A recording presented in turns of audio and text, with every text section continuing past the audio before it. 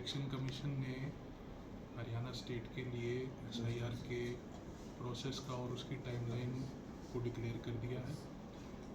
इसी संदर्भ में 3 जून 2026 को ईआरओ लेवल पर पॉलिटिकल पार्टी के बूथ लेवल एजेंट्स के साथ हमारी मीटिंग हुई, जहां हमने उन्हें बताया कि एसआईआर की प्रोसेस क्या है और उसके अंदर क्या क्या चीज़ें इंक्लूड की जाएंगी, क्या क्या चीज़ें हैं जो बीएलओ और बूथ लेवल एजेंट्स द्वारा की जाएंगी।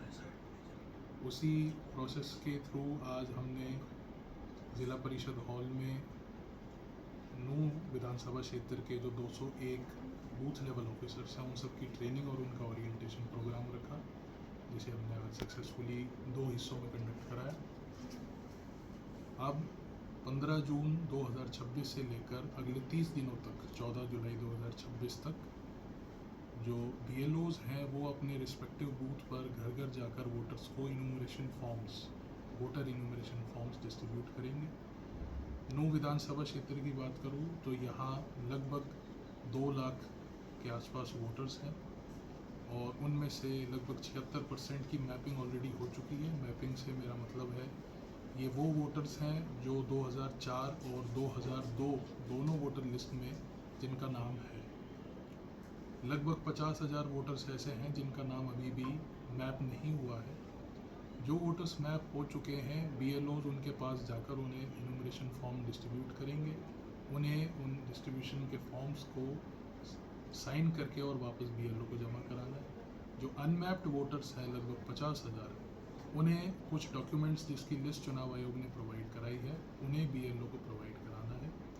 और इन सारी प्रोसेस के बाद 30 दिन की इस प्रोसेस के बाद 21 जुलाई 2026 को ड्राफ्ट वोटर लिस्ट पब्लिश होगी।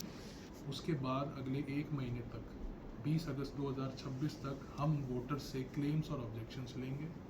जो भी वोटर जो 1 जुलाई 2026 को 18 साल की आयु के हो चुके हैं वो अपना वोट नया बनवाने के लिए भी आवेदन कर सकते हैं, और ऐसे वोटर जिनका नाम ड्राफ्ट वोटर लिस्ट में शामिल नहीं हुआ वो अपना नाम दोबारा जुड़वाने के लिए भी आवेदन कर सकते हैं। इस पूरी प्रोसेस का समापन 22 सितंबर 2026 को होगा, जब विधानसभा क्षेत्र wise final voter list publish होगी।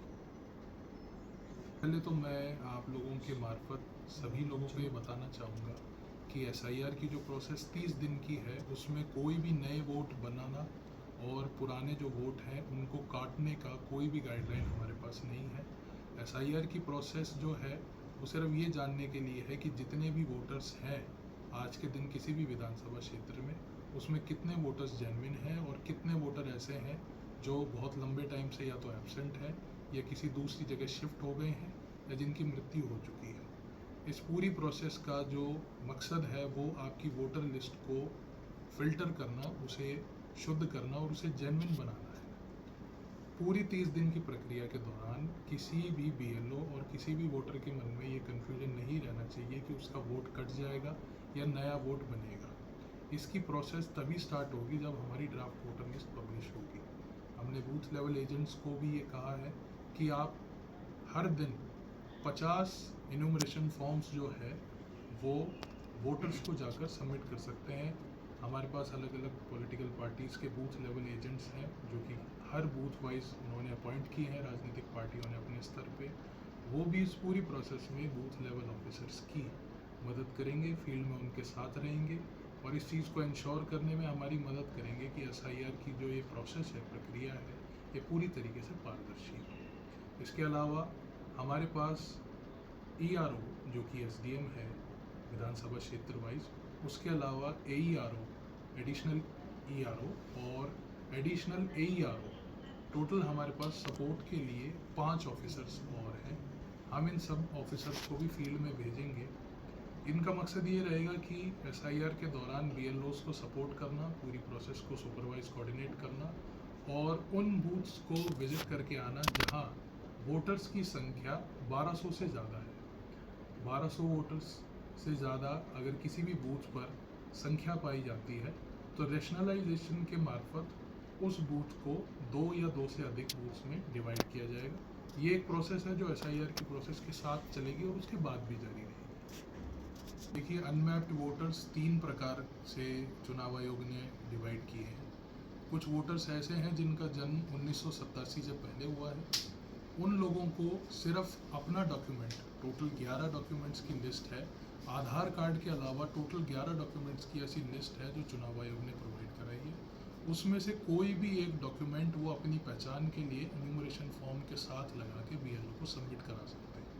यदि वोटर का जन्म 1987 से लेकर 2004 के बीच हुआ है तो उसे अपना और अपने माता या पिता में से किसी एक का, जिसके साथ उनका ब्लड रिलेशन हो, उनमें से किसी एक का वोटर कार्ड और उनके डॉक्यूमेंट्स जमा कराने पड़ेंगे। यदि कोई ऐसा वोटर है जो 2004 के बाद पैदा हुआ है तो उसे अपने साथ साथ अपने माता पिता के भी डॉक्यूमेंट्स प्रोवाइड कराने पड़ेंगे। BLO हर एक वोटर को इस 30 दिन के दौरान 3 बार अप्रोच करेगा, उसके घर जाएगा, इनूमरेशन फॉर्म उन्हें सबमिट कराएंगे।